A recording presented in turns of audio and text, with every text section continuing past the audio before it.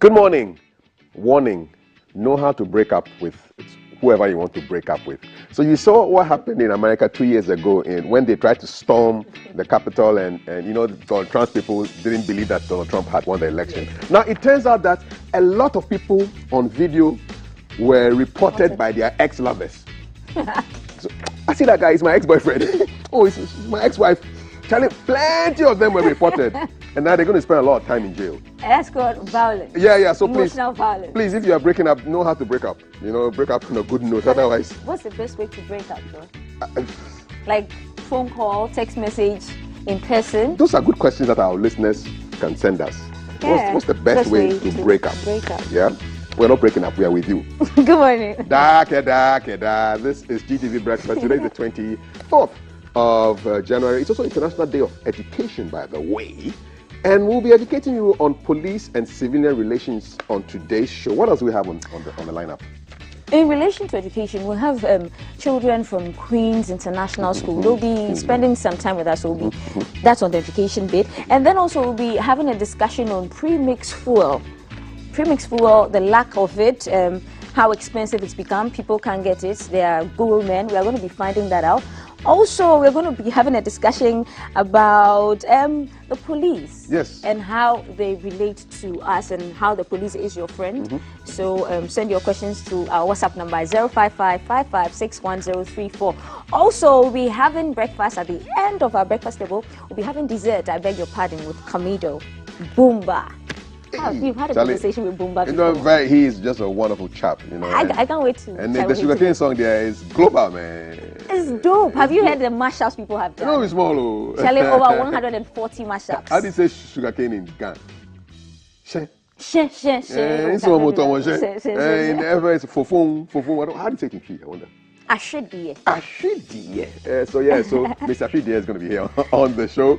If you haven't put our number on your phone, why? What are you waiting for? 055-556-1034. Maltiti will be here at 7 o'clock to talk about sports. There was a 7-goal demolition in France, and she'll tell you who scored most of those goals. I sit down with a psychologist, a lawyer, and a historian, and a reverend.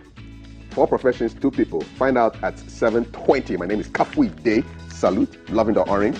If you love it, just say yeah. Yeah, I'm Valerie Dan. So guys, we'll see you on the flip side. See you shortly. All right. News at 6 with Martiti. Don't go anywhere. Good morning.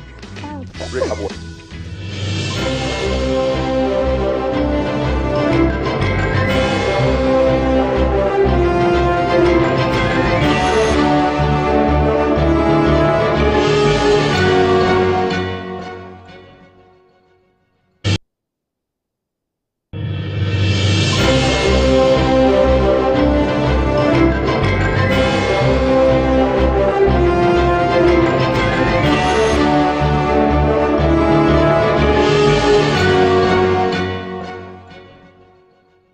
Good morning, welcome to GTV Breakfast News. I am Maltiti Sida. We come to you live from Studio 1 here at GBC Kanda, and we're live on Facebook at GTV Ghana, on YouTube and on Twitter as well. If you look for GTV Ghana, you find us. We're streaming live there. We're starting off our stories with cocoa issues. Now, Cocoa Board and the Bank of Ghana have agreed that all institutional investors will roll over their maturing cocoa bill for tender 6155. The decision was agreed upon as it came to the notice of the Bank of Ghana that some financial institutions sold their instruments to their retail clients when the bills matured. In a statement by the Bank of Ghana, financial institutions have also agreed to roll over their cocoa bills investments. 19th January 2023, a 6-month cocoa bill with face value of 940.42 million Ghana cedis matured. The Bank of Ghana went through the usual processes to reissue, on behalf of Cocoa Board, a new 6-month cocoa bill to raise funds to cover the maturing obligation. The statement, however, indicates that the auction unfortunately failed and was severely undersubscribed, resulting in a shortfall of 855.42 million Ghana cedis. Cocoa bills, like the Bank of Ghana bills, were designed as instruments to be held just by financial institutions. Unfortunately, to reduce the cash flow challenges on retail holders of cocoa bills, the Bank of Ghana, Cocoa Board and the commercial banks have agreed to allow banks to use Cocoa Board's deposit placements held at the various banks to cater for retail customers who may not want a rollover of their cocoa bills. Cocoa Board has assured the Bank of Ghana that the outlook for the 2023 crop season is good and cocoa purchasing is ahead of last year. According to the Bank of Ghana, they expect that the short-term cash flow challenges facing Cocoa Board will be resolved soon to enable Cocoa Board meet its obligations to investors. More than 7.5 million policyholders will take a hit by the domestic debt exchange program, says the newly inducted president of the Chartered Insurance Institute of Ghana, CIIG, Mr. Solomon Lartey, at an investiture ceremony of the Governing Council in Accra. Mr. Lartey said insurance companies pay 4.5 million cedis worth of claims to policyholders every day, and this will affect the insurance industry if it is not exempt from the program.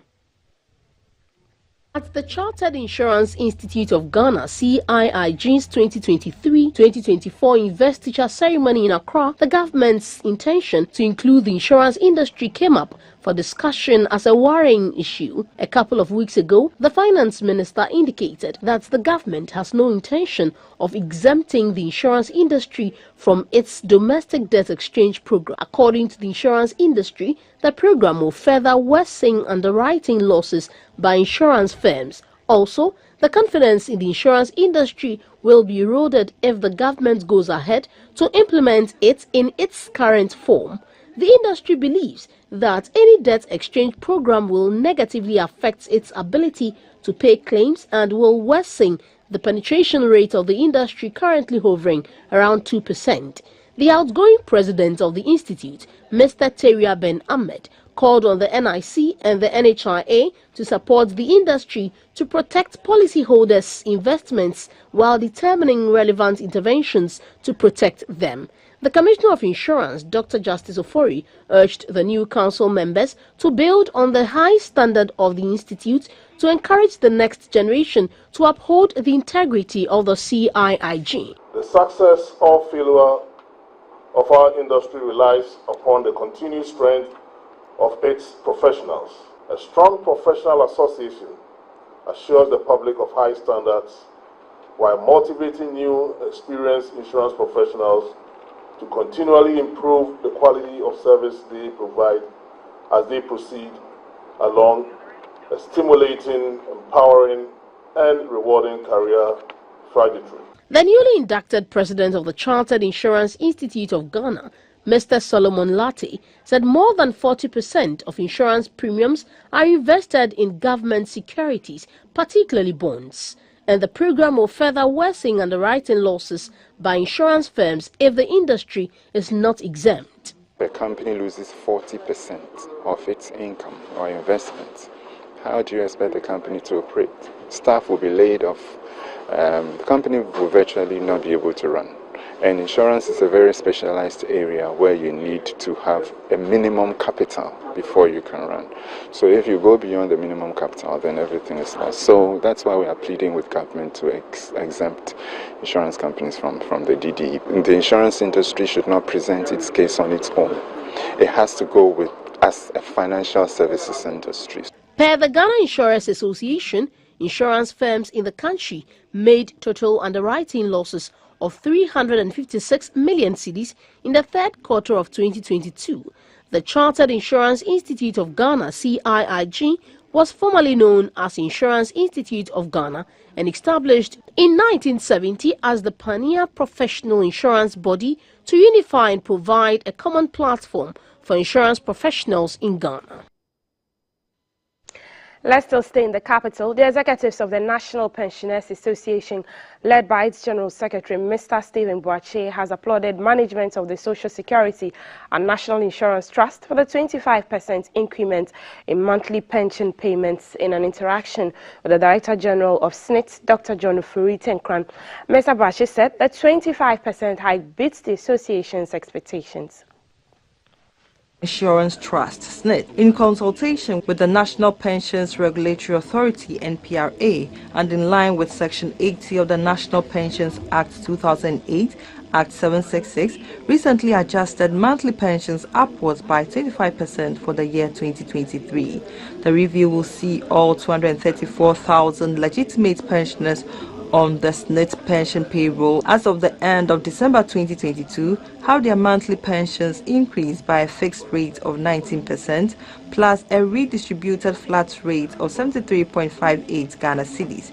To express their gratitude to the management of SNIT for the increment, the National Pensioners Association called on the Director General of SNIT, Dr. John Ofori-Tinkrah in Accra. At the meeting, the General Secretary, Mr. Stephen Boakye, said they were excited about the increment, but further called on the government to prioritize pensioners' welfare. We think about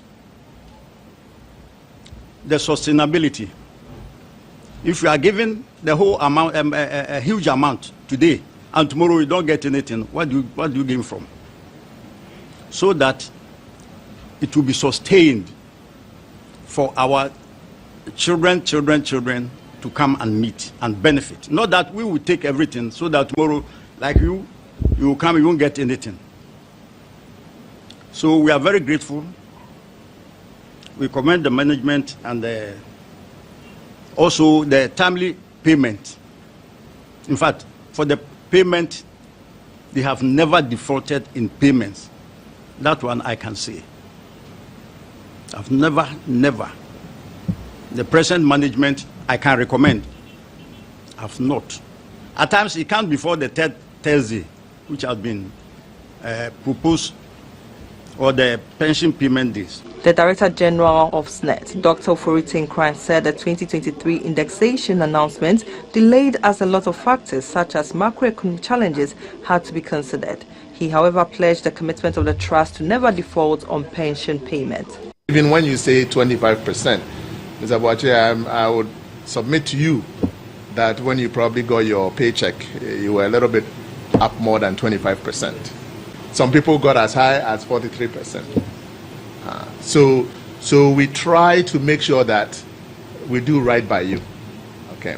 And that is our commitment. And with your cooperation and the if we keep you happy, then we can attract people to join. This scheme that we run pays more than what people put in. He added that SNIT will be paying pensions to the tune of 5 billion Ghana cedis as compared to the 4.1 billion Ghana cedis last year. He called on all contributors to be active in paying their contributions in order to sustain the trust.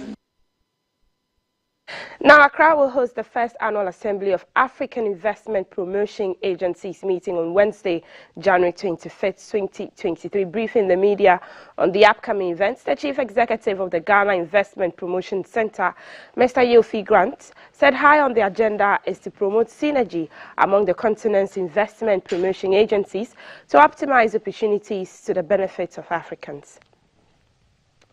It's very important that we take advantage of the AFCFTA because it virtually puts us into one tariff-free block that we can optimize to bring about wealth creation on the continent.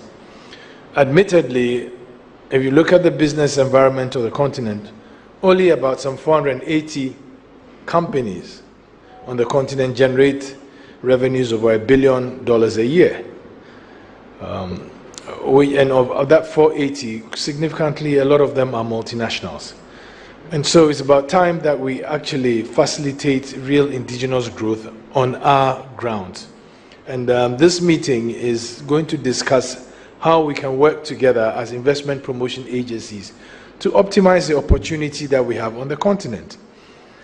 And of course, as you all well know, the direction that Ghana has chosen under the maxim of a Ghana Beyond Aid is to add value to our raw materials and resources. That is a key direction in Africa's economy today, because as we speak, we almost export all our raw materials and resources raw, and we import finished goods out of those same resources.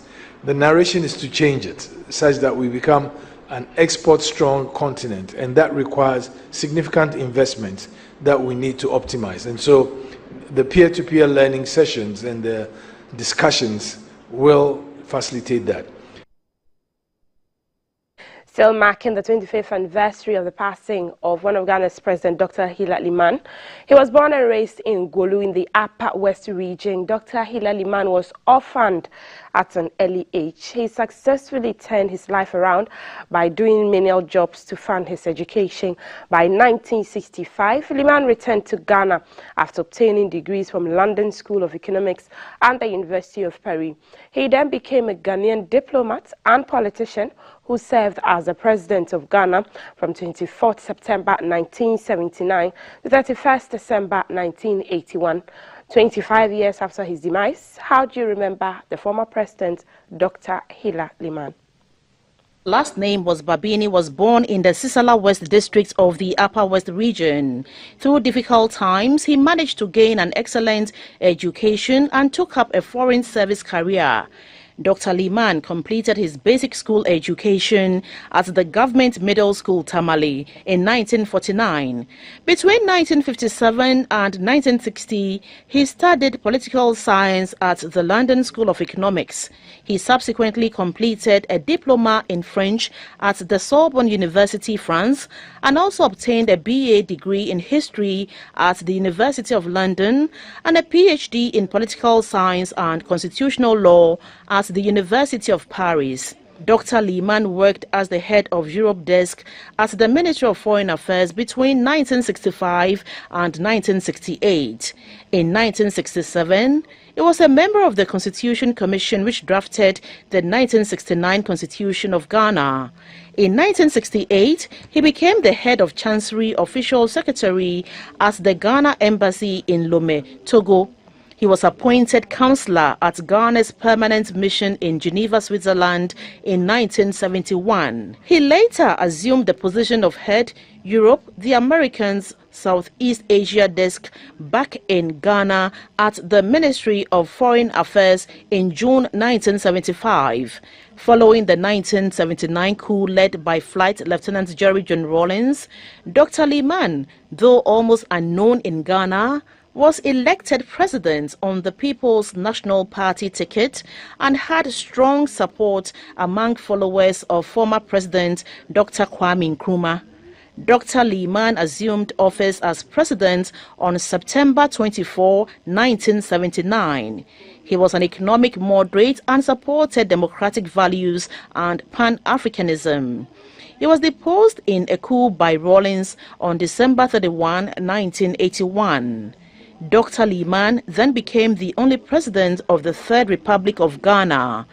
In 1992, at the end of the PNDC military rule that overthrew him, Dr. Limann once again found himself involved in politics and stood as the candidate of the People's National Convention, PNC, a new party he founded in the presidential election that year. He received 6.7% of the popular vote in the elections, coming third. He remained active among the Nkrumahist political movement in Ghana until his death on 23 January 1998. Limann had chronic health problems and later died of natural causes. He was survived by his wife, Madame Fulera Limann, and 7 children: Lariba Muntia, Baba Limann, Sibi Andan, Lida Limann, Dani Limann, Zila Limann, and Salman Limann. He was buried after a private burial ceremony in his hometown Gulu in the Sisala district of the Upper West region. And to some rather worrying events, fire has gutted an earthing transformer at the Electricity Company of Ghana, ECG, Achimota substation in Accra, causing power outage in its catchment area. The maintenance manager for the Achimota substation, Mr. Emmanuel Adu, says they suspect cable strip, although they're still investigating the actual cause of the fire. The fire incident occurred around 3:50 p.m. on Monday afternoon. The earthen transformer suppresses faults that come into the system. It protects the bigger equipment by cutting off power from the grid. When GBC News visited the Achimota substation, efforts were being made to transfer the supply load to the other earthen transformer, which was not affected by the fire. The maintenance manager for the Achimota substation, Mr. Emmanuel Ado, narrates what actually happened. This is an equipment failure, we may say. We do sometimes have some of these things. Equipment can fail sometimes. So this is what has happened. One of them has failed now. It has caused a total outage to the substation. That has actually transferred to a whole area, vast area in Accra, within this catchment area. He gave the assurance that power would be restored to the affected areas as soon as the transfer on the second earthen transformer was completed. Some of the loads has already been transferred to another substation where people will be having light, but we are working on it to get one of the earthen transformer back into circuit so that we can have a light. As we are working on the one that is healthy, they just informed me one of them the test results are okay, meaning in no time we'll be restoring power to the people who are affected. Let's take you to the Ashanti region, look at education. The Krobi Asante Technical and Vocational School at the Asokore in the Ashanti region has been closed down.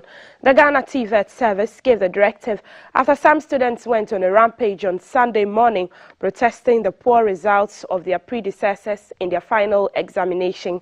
About 40 of them have been arrested for causing damage to school property. About 4 government vehicles, including a Mahindra and an Isuzu pickup truck, an exam patrol and a school bus were vandalized. A Toyota Viz vehicle owned by the senior house mistress was also damaged. In a statement signed by the Ghana TVET Service Director General, Madam Mausi Awiti, the closure was upon the advice of the Secretary East District Security Council and the Ashanti Regional Security Council. The students have been directed to vacate the school premises with immediate effect. The statement said the security services will be on hand to evacuate all students to protect lives and property. It advised parents to take steps to pick up their wards from the school.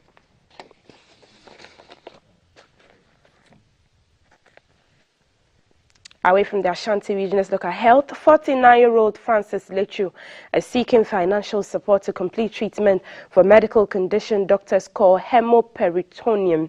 Per documentation he presented to GBC News from the Cape Coast Teaching Hospital, the surgery will cost 7,500 Ghana cedis for Mr. Lechu to finalize his treatment and appeals for your support.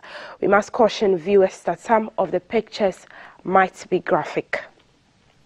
What you see in that plastic receptacle is the fecal matter of Mr. Francis Lechu, which has been diverted from his anus through his stomach. It goes with him everywhere he goes. As an electrician, Mr. Lechu says he began to experience severe stomach pains some 3 years ago and sought medical attention at a hospital in Domiabra near Kaswa. He was later referred to the Cape Coast Teaching Hospital, and upon series of tests, he was diagnosed with hemoperitoneum, which basically is a type of internal bleeding in which blood gathers in the patient's peritoneal cavity.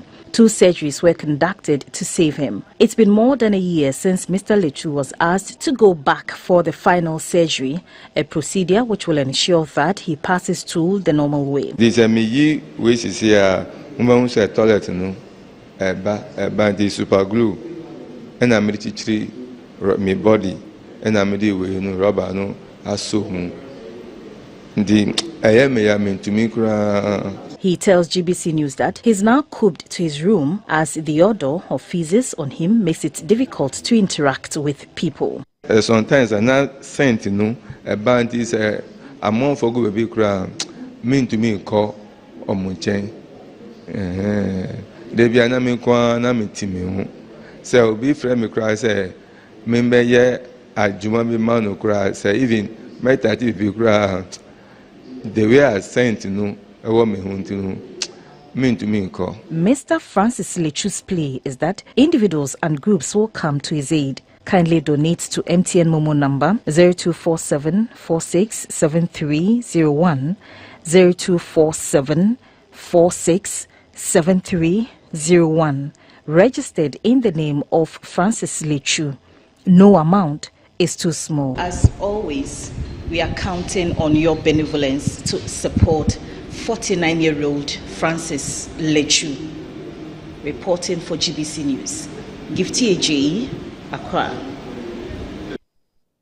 Let's take you to the foreign front. Let's start off with Africa. Kenya's opposition leader Raila Odinga has said his political coalition does not recognize William Ruto as the president of Kenya and declared the new Kenyan government as, quote, illegitimate, and quotes. Mr. Ruto beat him in last August's poll, but Mr. Odinga and other allies have repeated claims that the results were manipulated, claims that already been rejected in court.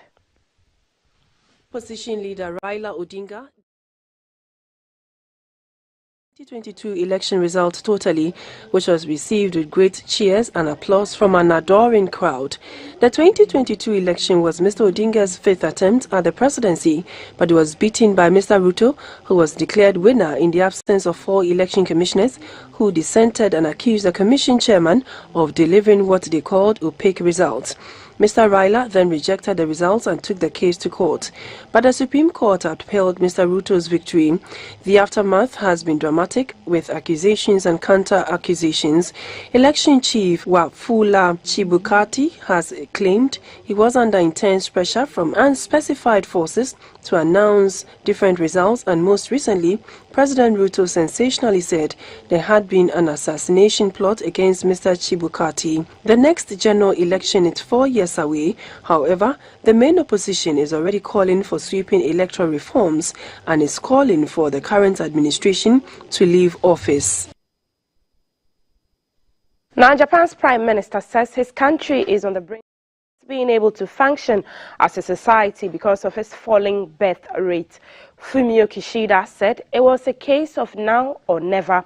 Japan's population, 125 million, is estimated to have had fewer than 800,000 births last year. In the 1970s, that figure was more than 2 million. Birth rates are slowing in many countries, including Japan's neighbors, but the issue is particularly acute in Japan, as life expectancy has risen in recent decades, meaning there are a growing number of older people and a declining number of workers to support them. Japan now has the world's second highest proportion of people aged 65 and over, about 28% after the tiny state of Monaco. Now, according to the World Bank data, in 2020, researchers projected Japan's population to fall from a peak of 128 million in 2017 to less than 53 million by the end of the century. The population is currently just under 125 million, according to official data.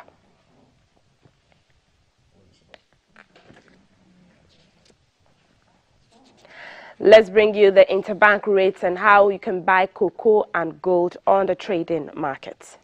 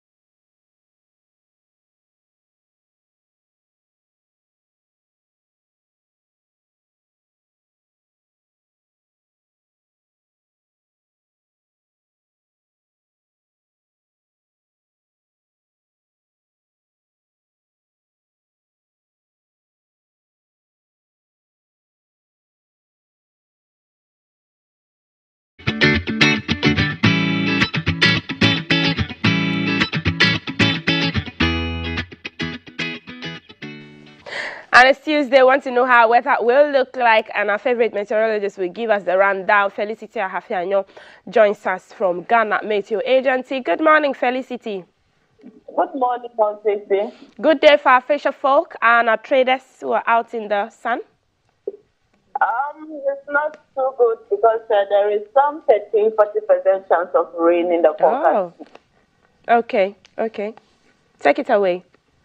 Yes, so thanks so much and hello to our audience. For today, Tuesday, We expect the weather over southern Ghana to be partly cloudy, and then we expect the sun to also be with us. So temperatures will be around 33 for Greater Accra and central and western region. But those of us over eastern Ashanti, Volta, Oti region, Savannah, we expect temperatures to be around 35. Moving up to the north, temperatures will increase to 38 degrees Celsius over Navrungo, Tamale, Bole, Sandema, Boku, and its environs. For rain, Greater Accra is still on our map for 30% chance. Those of us over western region and then western north, we also have 40% chance of rain for them today. The north will still remain slightly hazy today, but visibility will be on the good side. For the fisher folks, we expect the sea to be calm, but there will be some floating rain and thunderclouds, so they just have to be mindful of where they go for fishing. The water lake is also good this morning for fishing, but then by afternoon, 2 p.m. thereabouts, we expect rain and thunderclouds that are likely to form around Panto and its environs. So they have to be extra careful and then protect themselves. So in a nutshell, rain is in the forecast today, but nothing to worry our heads about. What it will happen is likely they will have thunder and lightning and possible some moderate winds that are likely to bring some sort of distraction, but nothing too much for now. We'll keep monitoring. If it will be disastrous, we'll definitely issue a weather warning. Right. Interesting that you're expecting rain during the Harmattan season. The Harmattan is still with us, is it? Yes, it's still with us till February. But then in spring, we are expecting fluctuations where we have moisture influx. So we'll have cloudiness, relaxation, and then later we have it coming down. And gradually, too, we are moving into the hot season where temperatures will be on the higher side, both day and night. So let's start preparing ourselves so that we will embrace it peacefully. Our next segment, we are looking at mumps and measles. I know that around heat season, normally we're advised to open our windows, allow for air to come into the children, don't get all these rashes and these measles. Is it good to do that around this time? Yes, I think this time is the best time for us to start cleaning our windows of the dust, and then also distilling our gutters and drainage. And then if we have our structures are a bit old, this is the time that we should start calling in the carpenters to come and try and fix the loose point for us. Thank you so much, Felicity Afenyo. Just wearing many hats there, talking about health as well, because, well, health is related to the weather. She joins us every weekday after the news or climaxing the news with the weather report so that you know how to plan your day and your life in general. And that's it for GTV Breakfast News. I am Maltiti Saida Sadiq. We're still streaming live on our social media handles, but there's more news when you log on to gbcghanaonline.com. Up next is Health Check, and we're looking at mumps and measles. In 2022, there were a lot of incidents with police-civilian relations. We'll be having that conversation a bit later on the show as well. I'll be back at 7 with sports and what's happening with Kylian Mbappe. That's Starboy. Stay with GTV Breakfast.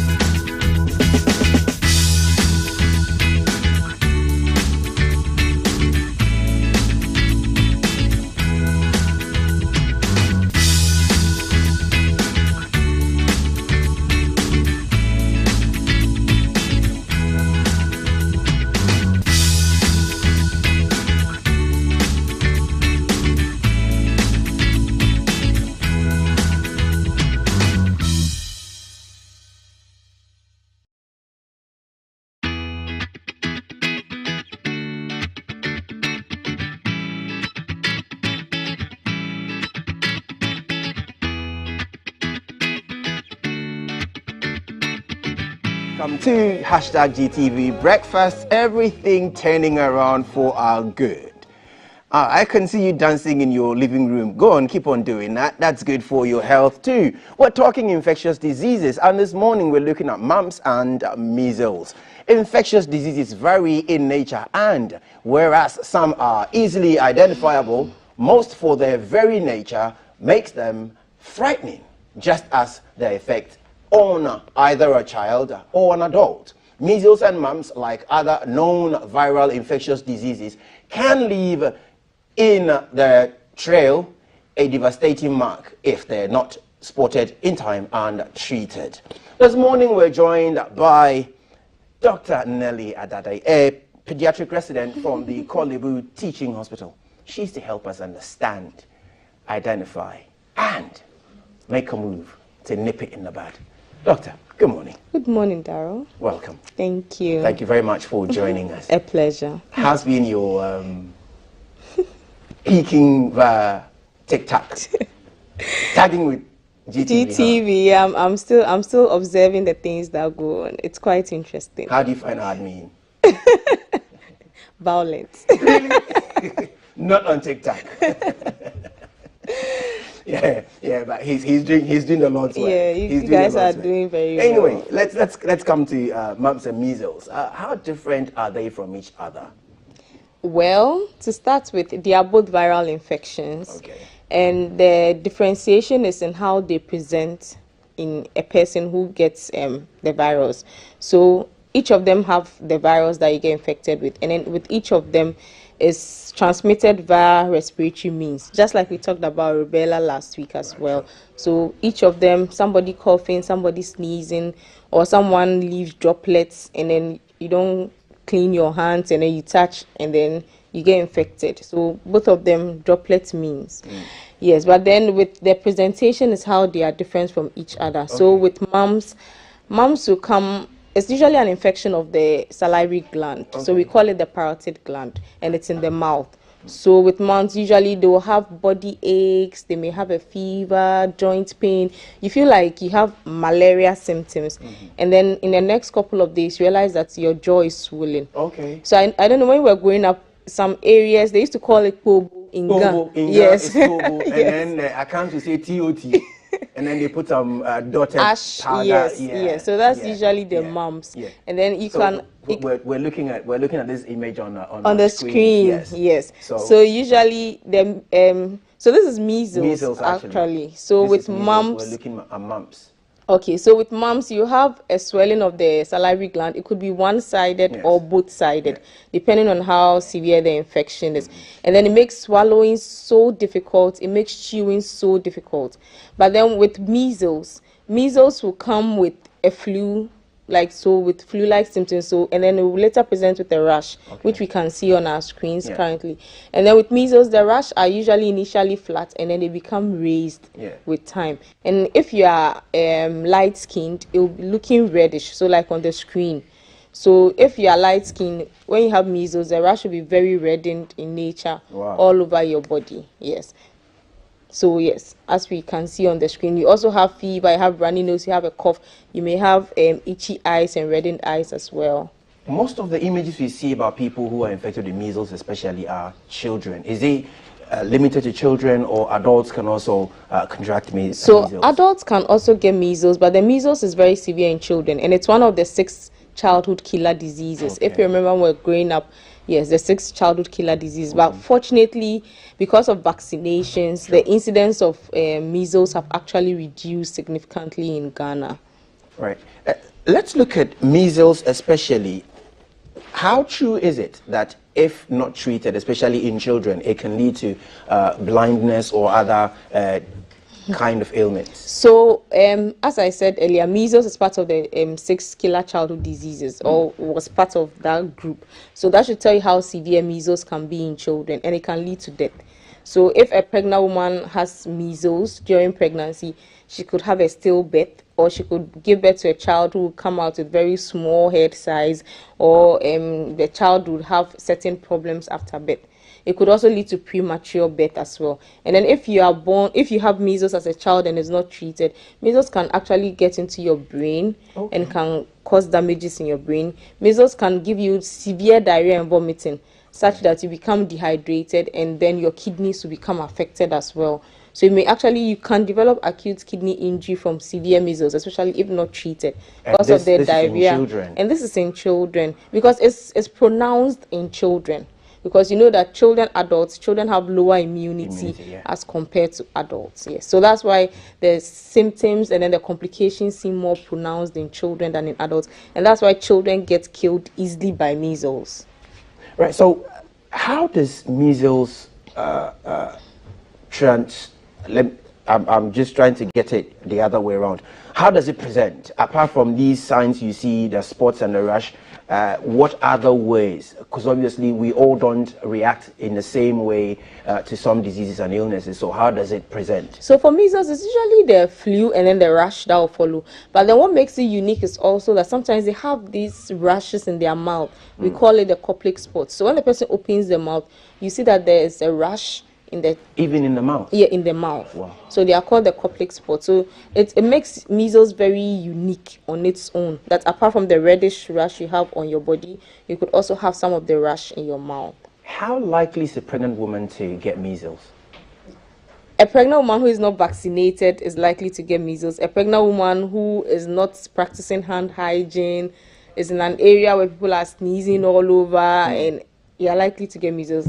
So vulnerability, children, unvaccinated, pregnancy, or anyone who's immunocompromised. So by default, the fact that you're pregnant alone makes you immunocompromised. Now, the timing of vaccination, especially in pregnant women, should this be when you're pregnant, or just when you decide to get pregnant, you must also consider immunization? So the thing with measles, fortunately, is that it's part of our immunization schedule. Okay. So luckily, I guess most of us have been vaccinated, thankfully, because as I said, the incidence so long as there isn't that superstition with associated with vaccinations, I would imagine. Yes. A lot so of the I population wanted to bring the our childhood immunization record book here. I think I left it at home. So measles is part of our immunization schedule. So fortunately, if you've gone through the immunization schedule, then it should be sorted out. For a parent who may not necessarily be aware of the immunization schedule, at what point in the child's life do you have to do this? First trimester, first 3 months? Maybe? No, so when you give birth to, so when you're pregnant, you're not taking vaccines. Sure. You're exempted. But when you've given birth to your baby, so the measles, rubella vaccines are taken at 9 months and then at 18 months. Okay. So they are given at 9 months and then at 18 months. So if your child is 9 months, you realize that when you go, you'll be told you are giving the measles, rubella, and then yellow fever vaccine, and then at 18 months it's repeated. So we get it twice in our schedule, now, if you follow the schedule. Let's look at prevalence in Ghana especially. Looking at our temperature in Ghana, looking at our environment, how prevalent is measles and mumps? Okay, so I remember last year, that was 2022, there seemed to be an increase in the rise of incidence of mumps among school children. Okay. Suddenly, a lot of school children were reporting with mumps. It was around, if I'm not wrong, from June to around August. Right. A lot of school children were getting mumps. Okay. And I have to state that unfortunately, mumps is not on our immunization schedule. We don't inoculate people over or against we don't immunize people against mumps. So if you want to get mumps, you have to get the MMR shots, which I mentioned last week, which is the mumps, measles, rubella. So it comes as one shot. So if you get it, you still get the mumps, you get measles, you get rubella. But remember that in our immunization schedule, there's already measles and rubella. Right. What is missing is mumps. So until it happened, a lot of parents thought their children were vaccinated against mumps. But mumps is not in our immunization schedule. So you as a parent will have to take the extra caution of taking your child elsewhere or in a facility to get the shot. Now, measles can even lead to death. Yes. Can mumps also present the same effect? So there are very severe forms of the mumps. Mumps can affect the brain. Yes, so we can have mumps encephalitis or mum meningitis. Mumps can affect males, their testicles, their testes. No way. So we call it orchitis, mumps orchitis. Okay. So with that, so it will be like a swelling and reddening inflammation of the testes. Then with time, it will become small, which we call atrophy. It will become smaller in size. After the infection is resolved, it becomes smaller in size, and there are suggestions that this may affect fertility in future. So if a boy child gets affected, yes, if a boy child gets affected with mumps orchitis, there's a likelihood that fertility will be affected. Now, given that you mentioned a boy child, can that be the same for an adult? So for an adult, yes. For an adult, mumps yes. orchitis in men. Yes. And they would end up with the same effect. Yes. Infertility. Yes. But then, fortunately, as I said... yeah, I like that one, fortunately. Fortunately, so it was during that period last year where we had a lot of children presenting with mumps. Right. Yeah, so I think Pediatric Society, we made noise about it, and then children who we saw with mumps, we told their parents to get them vaccinated as well, so that it will not happen again, and then your risk of getting mumps orchitis is reduced. Right. So for adults, please, we do not, mumps is not part of our immunization schedule. You have to take the precaution of getting the vaccine yourself.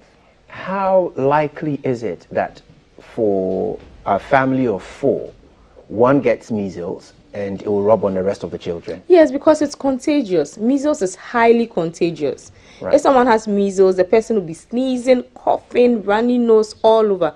It's highly contagious. If you are close around the person, you are likely to get it. What's the most effective way of preventing the spread? I mean, given that we took precautions against COVID, we're washing our hands, we're wearing face masks and facial masks, and, you know, we were sneezing and coughing into our palm or into our elbow. What's the most effective preventive measure for measles and mumps? So, primary prevention, vaccination. When a lot of people are vaccinated, it protects the few vulnerable ones or the few who do not get vaccinated. So that's what we call the herd immunity. Right. So if we are 10 in a room and 8 of us are vaccinated, we are going to protect the 2 who are not vaccinated, because our likelihood of getting the infection is very low. So primary prevention, vaccination. Then we can do the hand hygiene, the wearing of the face mask and all of that. And then the cough etiquette as well. In places where there isn't healthcare facilities readily available so people can go and get the jab or the inoculation for mumps and measles, what are some of the ways we can adapt? First of all, if we spot one in our community, to help prevent the spread. Okay, so let me say with measles, because it's part of our immunization schedule, every corner in Ghana where vaccinations, weighing is done. So let me use the term weighing, where the children are taken for weighing. So they go, they check their weight, they give them the immunization. So usually on CHIPS compounds and almost every health center you find, there will be measles vaccine given, and it's free. So for measles, we are sort of sorted. But then when you see someone who you think has signs of or symptoms of measles, the person should report to the hospital. Because it is viral, the treatment is symptomatic. Right. You have to just support the person to recover from that phase, and then hope that the person does not have complications from that, which could be from the brain, the kidneys, and all of that. We have this attitude in Ghana where we tend to be doctors at the sight of any presentation. Someone says, oh, I have a headache, and they begin diagnosis. And have you had this? Have you had that? Do we have to associate every swell around the jaw to mumps? Not necessarily. Not necessarily. Mumps is the most likely cause of having jaw swelling. That's the most likely cause. But then we have cancers in children as well. We have the Beckett's lymphoma, where they have this huge jaw swelling, like what we see on our screens. Yeah, so this is likely to be mumps. Right. And then we also have the Beckett's lymphoma, which will start gradually as a jaw swelling, and then with time it will become so huge it may distort the way your teeth is looking in your mouth and all of that. So when you see any small swelling, don't think it's a mumps. So I'm going to sit down. It could also be a lymph node. You will go after 3 days. No, not necessarily. That's what we normally say. Give him about 3 days. If it's still there, then we'll go to hospital. Sometimes it's childhood cancer. And then sometimes it's a lymph node that is swollen. It could be anything. So if you are not sure, just bring the child, or I'm saying children because I'm biased towards children. But if you see any jaw swelling you are not sure of, just report to the hospital. It's better for you to be told, oh, this is mom's, than to sit at home and then you later find out it's something else and then it blows off in your face. For a child who is malnourished, when they get or they contract measles especially, how severe can it be? The fact that the child, so when you are malnourished, it's one of the immunocompromised states. So you are malnourished, it sort of brings your whole immunity down. Okay. So you are prone to a lot of infections. And measles, yes, and measles is no exception. So a lot of infections. So children who are malnourished in the acute phase when they come, they usually have a lot of infections going on and a lot of things going on that you have to sort out. So measles is no exception, and it's worse in them because the ability to fight the infection is not there. The soldiers to help them fight the infections are down. So it's more pronounced in them, and measles can kill. Right. When you were describing the swelling around the jaw, we mentioned how some ashes and some other, locally manufactured stuff are applied. These, when they are used, sometimes would get rid of the swell. But does that take away the virus from your system? No, and these ashes, well, I don't know the science behind them. I'll be interested to know. It would be great if we find out. But I think it's just coincidental that the time you apply the ashes, the thing goes away. Because normally within 3-4 days, the swelling is already gone. Because it's self-limiting. So the virus is, the infection is going to resolve anyways on its own, whether you apply ash or not.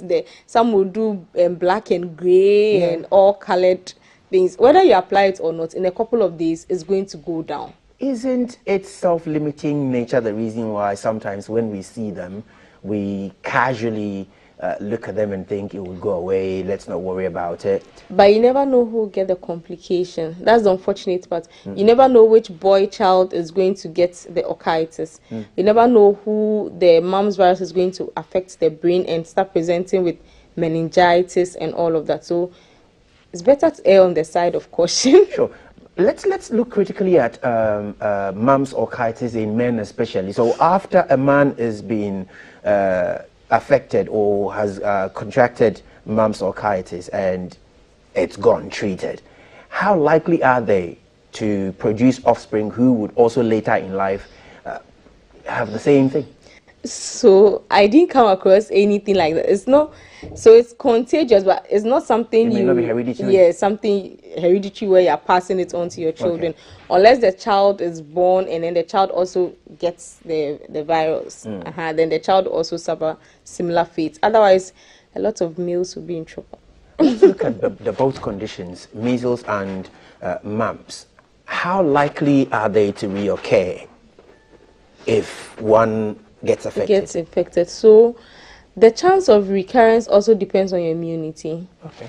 So once again, vaccination. I'm quite particular about the vaccinations, maybe because I work with children. But so if you are vaccinated, your likelihood of even getting it is very low, and then the likelihood of recurrence is very, very low. So you are protecting yourself, you are protecting others. If you are not vaccinated, then you could get it over and over and over again, especially when you are around people who are spreading the virus all around you.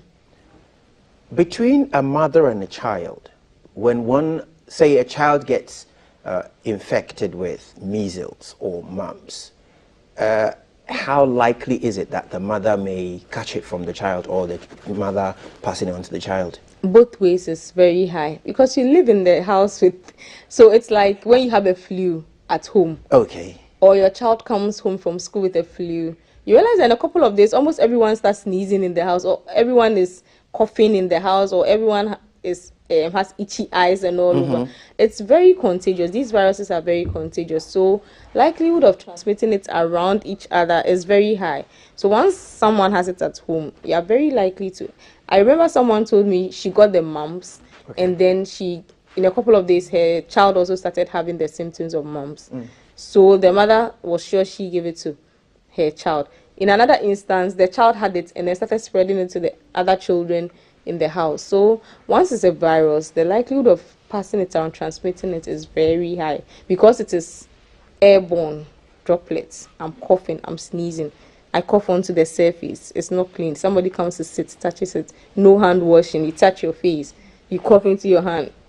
The cycle goes round and round. Right, so we're going to wrap very shortly, but before I want us to break this superstition. There are some members in our communities who are very much anti-vaccination. No matter what you do, even if you pay them to come for it, they will never, because to them it is injecting unacceptable substances into your body. Now that has a very devastating effect on children. We've seen a lot of children, even in adult lives, are suffering as a result of their parents' refusal to inoculate them. Polio is one of these. How do we break the cycle of superstition, or how do we break that superstitious attachment? So I think it comes down to education. Once the people understand why it is being done, you explain to them, because everything has its side effects. Nothing is 100% safe. You get it? So most of the time, so you talk to people who don't want to get vaccinated, it's because of a belief they have that maybe it could cause problems. So it comes down to education. When we educate these people and let them understand that the benefits outweighs the harm. And then when they do these, when they get the vaccines, their children and then people around them, their loved ones are going to get protected. I think they'll go ahead. But then when it seems like we are imposing it on them, and it's like they don't have a choice and they don't understand why. Naturally, as humans, we don't like being told what to do. So if someone, you feel like, this thing is being imposed down on me, the person will not accept it. But when the education goes down well, sometimes when the parents come and you tell them, and you ask them, why is your child not vaccinated? I've had a mother who said, oh, I have 5, 4 are vaccinated, so if this one is not vaccinated, say she. So to her, she's done it for the other 4, so what's wrong if this one doesn't give vaccine? She can afford to lose the one. Thank you very much. That has been Dr. Nelly Adade, a pediatric resident at the Korle Bu Teaching Hospital. She's joined us this morning to educate us on mumps and measles, and it comes down to one. Vaccination, vaccination, vaccination. Thank you so very much, Doctor, for joining us once again, and keep tick-tacking. We're right tightly behind you. Thank you very much. And so we're going to move on, and next will be Maltiti Saida Sadiq, the Liverpool chick she calls herself, will be joining us with the sports news and all the updates. I think there's Kylian Mbappe in the news somewhere. Let's wait for Maltiti.